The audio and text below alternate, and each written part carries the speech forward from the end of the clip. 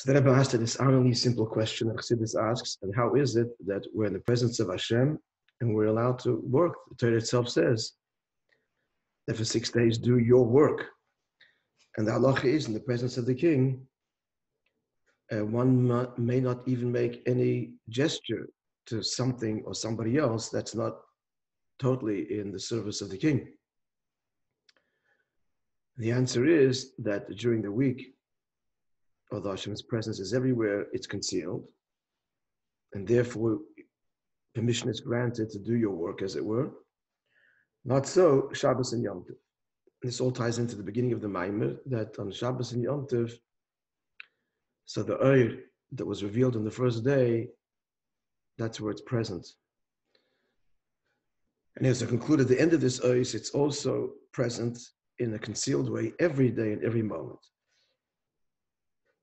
But we're left with how much more so Shabbos, which is higher than Yom Tov. How much more so Shabbos, which is in general a light that's higher than Ishtalshalos, how much more so is this oil, there was the oil of the Yom Rishon, or Yom Echad, is manifest. Now, we're up to that point, right? So it's the line begins with the words of Ima Yois. He's now going to contrast Shabbos and Yom Tov.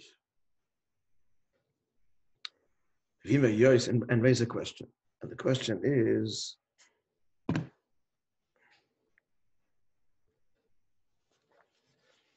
Ima Yois, and even though everybody has the place, more or less, yeah. Shagiloi, not more or less, have the place. Shagiloi, even though the revelation on Yom Tov would be lesser, one would think. I'm sorry, greater than Shabbos. We just said that Shabbos is greater. Mikolshkin Shabbos, much more so Shabbos. But there's a mile in Yom Tov. What's that? Because till now he spoke about the whole mile of Yidden and what Yidden bring to bear through their avodah. And Yom Tov is a result of the Jews' avodah, who establishes whether it's Yom Tov or not. It's the Bezdin, it's the Jew. So that would make Yom Tov higher than Shabbos.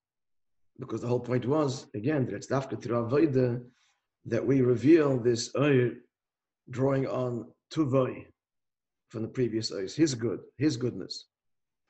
That's the question. And even though Shagilida made him the revelation on Yom Tov in such a way, according here from the Gemara, it's the Yidden that sanctify the time, right? The Bezdin determines this based on witnesses, etc., and that determines what day is Pesach and what day is therefore Shavuos. And Rosh Hashanah and all these extraordinary revelations are all determined by the Bezdin, by Yidden.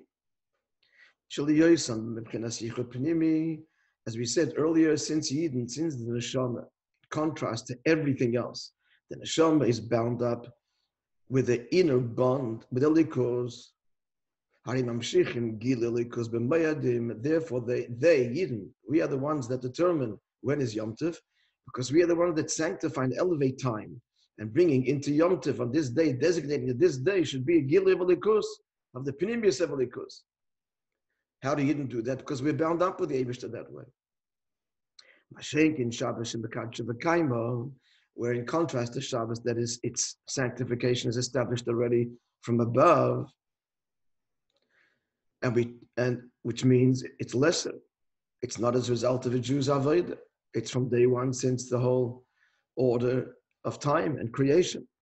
So l'chayr that would make Shabbos lower than Yom Tov. And we just said a moment ago that how much more so on Shabbos is this oil revealed. To resolve this, the Rebbe answers this dimension of Shabbos that is a given, it's sanctified from day one, and it enduringly so. Every 7 days is Shabbos. Without our role of sanctifying it, nonetheless, this level of Shabbos, the Shabbos, it's talking part of Shabbos, but it's talking the lower level. And there is a level of Shabbos which the Yid brings to bear to Shabbos. But there is the aspect of Shabbos which comes through the Avodah of the Yid. As expressed in the Gemara that Misha Torach Be'erev Shabbos quite succinctly with these words, that of course is multi-layered, that he who prepares on Erev Shabbos will eat on Shabbos. The simple meaning is the simple meaning. But the deeper meaning is that that which we enjoy on Shabbos is prepared and granted on Erev Shabbos, which means through our Avodah. It's interesting, the Rebbe does not quote the other Maimon Chazal, like Chassidus often quotes, that Kol HaMa'anig as a Shabbos, all who bring delight to Shabbos. So that also implies that we bring something to Shabbos. It doesn't bring yet Maimon Chazal, which is of note of interest. I do not know why not. At any rate, at this dimension of Shabbos, he who turns on Erev Shabbos will eat on Shabbos. You want to say something, Chaim? Yeah, perhaps Mishma Anigza Shabbos is referring to on Shabbos Gufa. But Misha Torah Erev Shabbos is when Avodah is permitted. That's when. Perhaps okay. So usually, Kol HaMa'anig is even a higher level in Misha Torah. It's also the Avodah, because it's even a bigger Chiddush. Even on Shabbos itself, there's the Avodah. Anyway, could be. It's also Avodah. At any rate, so this is the Yichud Pnimi. So this is the Avodah that a Yid brings because he's rooted in Pnimius of Atmos Ein Sof. Therefore, he brings that higher in the entire system, higher than Atzilus even, bringing this into the world. It continues. Now, this drawing down that he affects on Shabbos and Yom Tov in such a way, a big, extraordinary point coming now, a very beautiful one.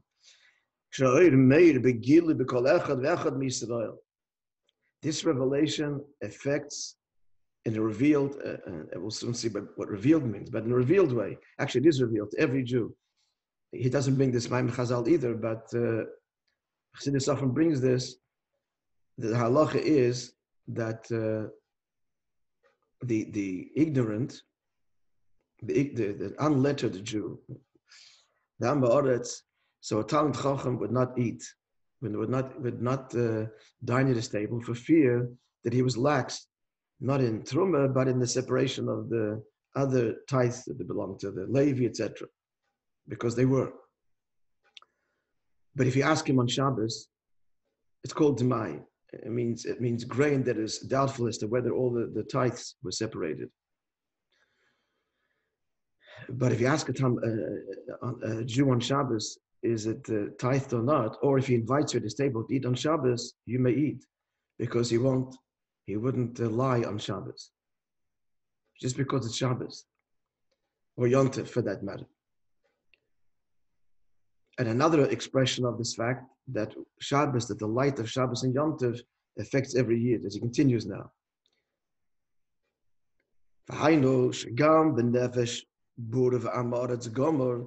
Even the soul, even a Yid who is a complete unrefined and completely unlettered, even to him, equally, the holiness of Shabbos extends and illuminates. And that's why the din is, in addition to what I just mentioned, Shalachein, a very serious expression of this fact, and that is Shalachein nidin benafshay b'koras v'skil al-chil kedusha. Transgressing the Shabbos, he's liable for the same consequence.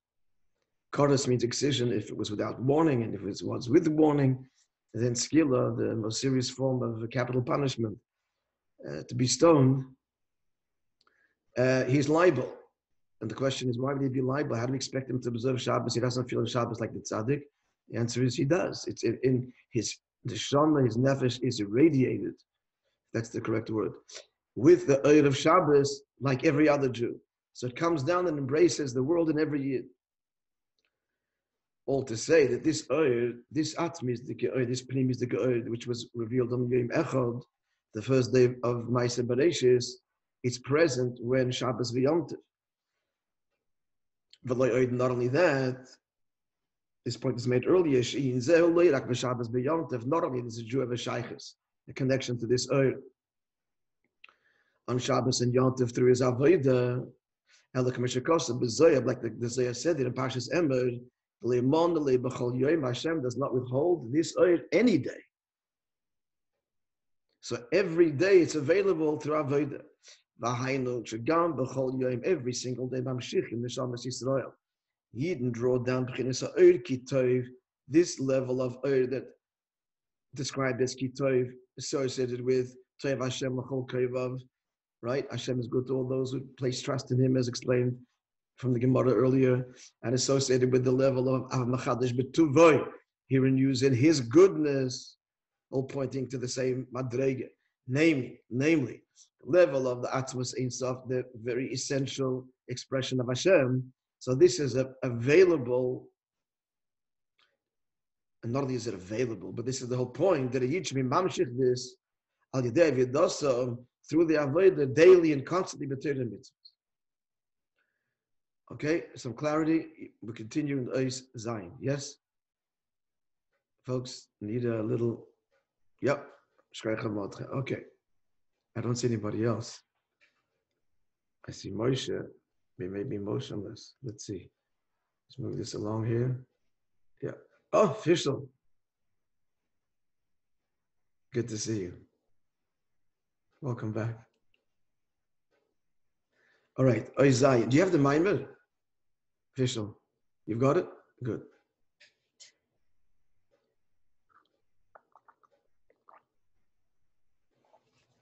That was not finished. Explaining Dinyan of Avodah. Beautiful explanation in what the Avodah is of a Yid in all three pillars of Torah, Avodah, and Gemilas Chasadim. V'hinei Omer Hazal, so the Mishnah says in Pirkei Avos, Ashloish Dvarim Elam Oimei, the world stands in three pillars. Al Torah, Ve'al Avodah, Ve'al Gemilas Chasadim. Right? Torah, Avodah, service, and Gemilas Chasadim, acts of kindness. The Olam U'Meloshen Helem, so the Mishnah says the world stands. The word is for world is Olam, which means concealment. So the Kavana Sahelem, why did Hashem create this concealing state? In order that we should lahamshich to draw into it. His very essential revelation hide in the whole system of creation. The Kavana Zunishlemes, and how do we complete this divine intent? Through the avodah of the three pillars, the Torah avodah and Gemilas Chasadim. But you say so now in greater detail.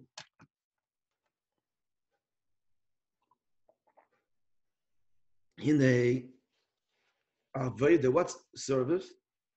When you avodah is a karbonis. Avodah is the bringing of karbonis, as the Mefarshim explained. And once the Beis Hamikdash was destroyed, ever since this is replaced by watering in Atfilah. That's the end of davening. Davening, Shachas, Mincha Ma'ariv is in place of the Karbonos, Musaf, and so on. Now, the Avodah HaKarbonos, what's the Ikar Avodah of the Karbonos? Of course, they brought the physical behemoth and the words that were said.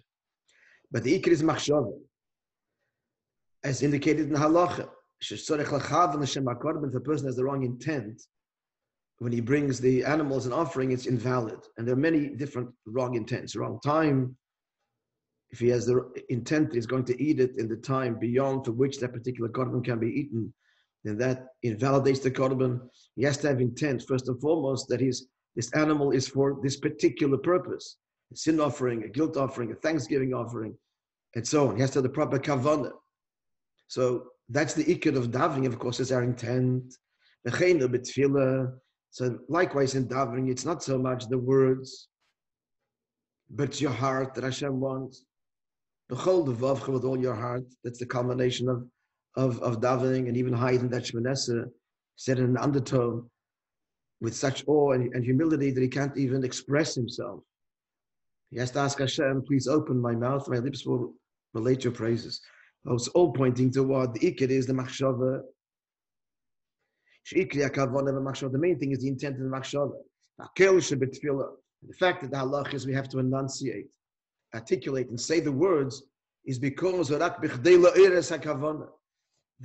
words that we say are secondary to the kavanah, and their point is to intensify the kavanah. As we all know, if you're having an emotion, or an emotion in particular, and you express it verbally, it intensifies the emotion. So that's the point of the words. Summary, the ikar of davening is machshava, is thought, is intent. That's korbanos. The ikar of Torah is to say it in words. The pasuk says, Chayim heim, it's a pasuk in Eir, Mishlei.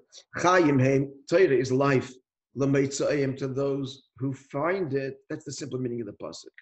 The Darshan Azal, the Gemara says in Eidevin, l'meitzayim bepeh, those who, meitzayim means who bring it out. When you find something, it was hidden, and you meitzah, you take it out from its hidden state, and you acquire it.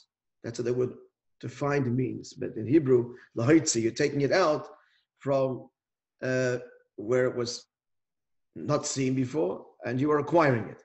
So the Gemara says the deeper meaning of it is life for those, l'meitzah means it's life for those who bring it out and express the Torah externally in words. The Gemara goes on to say that the one who does so, he'll remember the Torah, and if you don't say the words, he will forget it. As explained in Chassidus, the deeper meaning of all of that. But the ikar we see here is that limud Torah has to be vocal, words. Now the question is, so we just pinned or pegged Torah lower than Tefillah. Tefillah we said is machshava, and Torah we said is dibur. But how does that reconcile with the fact that Torah is higher than Tefillah? How so? Tefillah is man talking to God.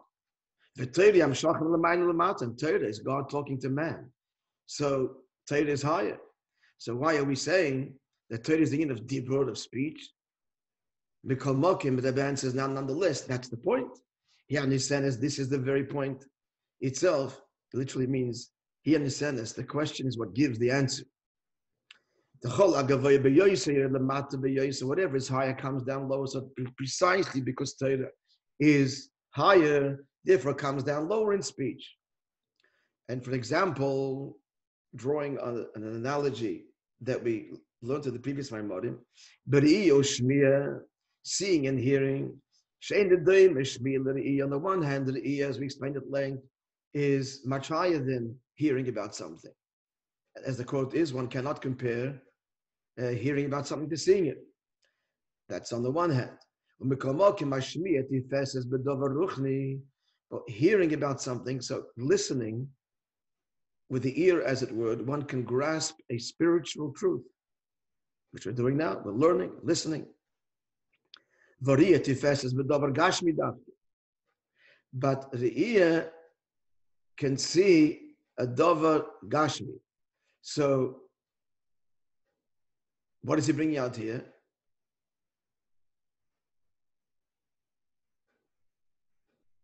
That the shmir, which is lower than the ear, is able to grasp that which sight cannot grasp. Sight can only grasp a physical thing. You can't see ruchnias, but you can hear about ruchnias. So again, the same principle that something which is higher comes down lower. We alluded to this and we learned earlier that even notwithstanding that we learned at length earlier the mile of seeing over hearing, but here you see the mile of shmir over the ear. That shmir, that listening, even though it's a lower faculty than sight, but it can entertain and grasp abstractions and high truths that physical sight cannot. Art tries to do that with sight, to be able to tap into the spiritual dimension, whatever it is that the artist is painting. But you're still seeing something physical. But Shmiya is even higher. This again is the parallel that Bavli is lower than Yerushalmi, but Allah is like Bavli, not Yerushalmi, as we explained in the previous Maimon. So that is the end of what? Dibur. So Machshava is Tefillah. Dibur is what? Torah. Now, continuing now the third pillar. Gemilas Chasodim, Klolas HaMitzvahs. Gemilas Chasodim represents all the mitzvahs, or all actions. And that's even higher still, because it comes down even lower. Gemilas Chasodim is higher even than Torah. For it descends even further. Physical actions. Right? So thought, deeper still, dibur, deeper still action, coming down further, drawing on even yet higher sources, accordingly. Clear? So these three levels of machshav and dibur u'maisa, they correspond to Bria, Yetzirah, Vasiya. Bria is the world of machshava, and Yetzirah is the world of dibur, and Asiya is the world of maisa, of action. And these three worlds, as we said earlier, the whole chain of worlds is this chain reaction, where notwithstanding their distance, their disparity, they're still intimately connected, as explained at length earlier. As we see, thought leads to speech, and speech to action, and each one is incorporated in, each result is incorporated in the cause. There are the letters, there are the words of thought that become the words of speech, and the words of speech, they're physical. There's the vocal cords are resonating. There's an element of action there, which then becomes the physical action of action. So that's iluv olu, cause and effect, chain reaction, an intimate connection between cause and effect, so much so that the effect is actually present in a subtle way in the cause from where it emerges. However, so that's what thought, speech, and action is naturally. Naturally, by that I mean before Yid comes along and uses this in Avodas Hashem. But through the Avodah, primarily through action, so it's through action that we draw down this oil, the very essence of Hashem, higher than all of Ishtalshalos. This is what the pasuk says, quote to the end of Pirkei Avos, which we're going to conclude this Shabbos, the 6th chapter. So the Mishnah says that all that Hashem created, He created for His glory. And He brings the pasuk, which begins with the words Hashem says, all that is called on my name, I have barasiv created it, yitzartiv, I have formed it, af asisiv, indeed I have formed it. So Chassidus asks, what's this indeed? Barasiv, yitzartiv, just continue. I created it, I formed it, I made it. Obviously the three worlds of Bariya, Yitzir, and Asiya. But the word af indeed appears before the final world of action. As he points out, this word indeed appears only in connection with the final world of action, alluding to what? We're identifying three stages here. Yitzir, Asiya, Bri, Yitzir, Asiya. But there's a fourth word in this pasuk, the word af, that appears in connection with the world of action, alluding to that's in the world of action is a fourth level, totally beyond the iluv olu cause and effect system of biyah. Right? This includes a fourth level, which is higher than the whole system altogether. The level of the crown that sits atop the whole Seder Ishtalshalos, implying that the af, where is this indeed level? Indeed, the af level alludes to the level beyond the system. How's that accessed in this world of action when a Yid does an action of mitzvahs? Is this clear? The level of Kesser. Now that I've explored this further. And the what's the of Kesser? Didn't it is Barliel, we said before.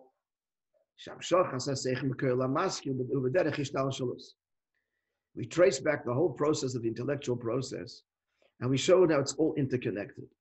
That even that first epiphany that appears in the mind, that illuminates the mind, does not come in a vacuum. It comes from the Koach HaMaskil. The Koach HaMaskil is this very deep level in the nefesh that is able to understand and discover truth. That's where it comes from. It can discover all kinds of truths. When a person has an idea, it's a particular idea, a particular discovery. True.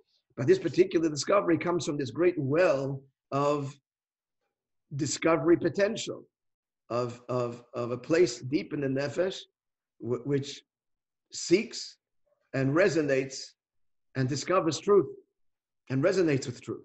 That's where the idea comes from. So notwithstanding, without going to the Arichas again now, notwithstanding the great distance between the Koyach HaMaskil and the particular idea, but it's not an inseparable gulf, it's a natural process. The Koyach HaMaskil within the Nefesh produces ideas. So that's B'derech Ishtalshalos. So the Dugmos Ilamayla, what's the parallel above? This is all to explain what Kesed is, in contrast to Kesed. So the parallel of the Koyach HaMaskil and Chochmah above within Hashem, within Likus is, when you Amshachas HaChochmah, that's where Chochmah emerges from what? B'chinas Chochmah Stima. Chochmah Stima is the hidden level of Chochmah, which is Chochmah Shebechesed. That's the level of Chochmah found in a very latent and transcendent form within Kesed, which means the lowest level of Kesed. And that is Shebederech Ishtalshalos. So that indeed is a process of Ishtalshalos. In other words, from Chochmah of Kesed, which is Chochmah Stima, the hidden Chochmah, there emerges Chochmah Datzilis. That is a cause and effect chain reaction. However, in all contrast to Kesed, but what the level which is beyond the system, that's pure Kesed. And what is that with the parallel within the person? The pure will. Pure will is utterly beyond and doesn't naturally produce Chachmas Limo or anything. You can manifest anyway, in any endless number of ways, not in one particular, not in the level directly below it. Even that's how we usually plot it. But the Ratzon is responsible for everything. I want, not necessarily intellectual pursuits. The difference is Shamshachas, the Shamshachas, so when intellect is drawn from the level of intellect found in the Ratzon, which is the Koyach HaMaskil, so that is in fact predictable in B'derech Ilav Olol, and one thing will lead to the other. Koyach HaMaskil, which means the level of Chachma found in the Ratzon, or the lower level of Keser is in the parallel above, that's going to produce ideas, nothing else. Ilav Olol. But as we trace back Chachma, not to the Koyach HaMaskil, not to the level of Chachma found within Keser, but rather the pure Ratzon. A person wants to learn. This pure want is not the Koyach HaMaskil. That's a far deeper level of the nefesh, which is why it doesn't bring it here, but Chassidus brings, and unfortunately we don't use this, but a person activates his willpower, he can expand his whole intellectual capacity. He can manipulate the Koyach HaMaskil, the Koyach HaChochma, and a person born with natural limited intellectual capacities, by sheer dint of willpower can expand it. Like the Chassid of Kusha Lepler, who was born with the Chassid the Alter Rebbe, famous Chassid, born with simple, relatively simple intellectual capacity, and his desire to learn was so great. This is not Koyach HaMaskil. This is not the desire, the part of the nefesh that is already wants.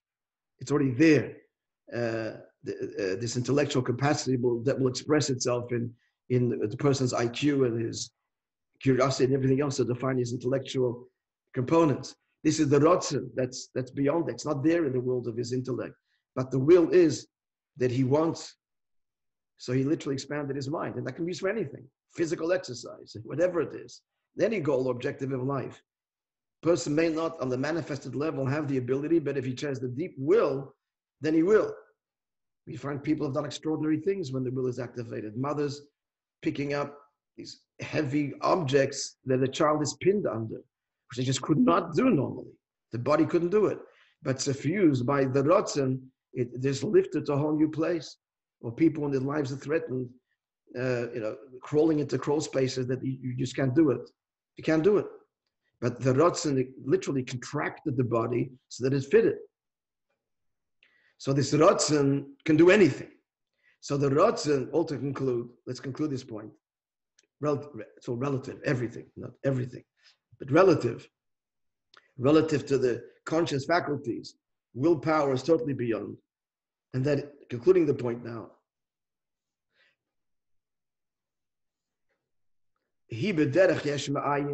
so Ratzon is not a cause and effect. If you look at Ratzon, you can't predict what this person's going to want. It's unarticulated and pure will. Why doesn't he simply say the difference between Ratzon and Tainug? Why is he using the word Ratzon and what? Why doesn't he use the word Tainug? Because that's what he's implying to Pnimius HaKeser, Atik. He doesn't use this word, but he uses. Oh, because there's no need to just make that distinction. And that could actually be another level. Isn't that it? What he's saying? Tainug in general. Tainug, no, it's not the same. Tainug is the I, and Ratzon is I want. Tainug is mamish atmistik. We're talking here about a gili, a manifestation of the nefesh. Tainug is deeper still, the etzema nefesh. Relatively speaking, bound out with the very essence. I want. The I is Tainug. And Ratzon is want. But now he's saying, Ratzon, it's a level. Keser is still not, Pnimius Ak, etc. It's still not Atzmisdik. Again, Alts is relative.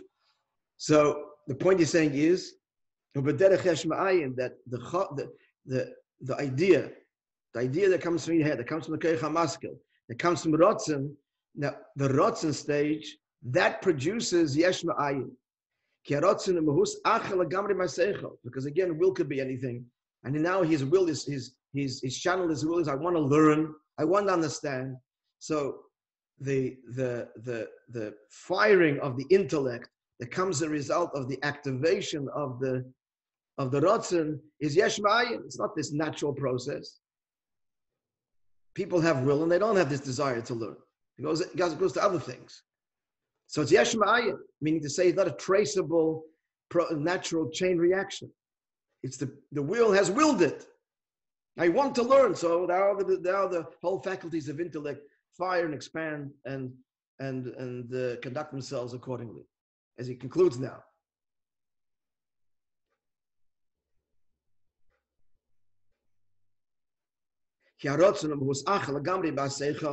Because Ratzon is completely beyond the world, is unrelated to Seichel per se. This will is now expressing that I want to learn. He could put his will elsewhere, as people do. I want to be rich. I want to be whatever it is. That's where the will, the drive comes. Ratzon is this deep drive. For what? For Seichel? Not necessarily. So when the Ratzon produces the Seichel, that's not ilu v'olul, it's natural. That's what it's going to produce. It's Yesh Ma'ayin, it's the decision of Ratzon. And so I want to understand. So there it goes. Understanding and that drive and that whole Seichel is born. If a person activates his will, the pure will, it's going to be with the same intensity no matter what. So somebody else, his will is, I want to be rich. And that drives his every waking, sleeping moment. And this person, I want to understand Torah, I want to learn whatever it is. It's the intensity of the Ratzon is the same. With this person, they're driven. And they're driven by this equal driving force. The difference, of course, is radically, it's driven for what? So that's for what is a Yesh Ma'ayin thing, meaning not the natural product of the Ratzon itself. Okay, we're kind of in the middle. I hope we followed this. They continue Beis Hashem tomorrow.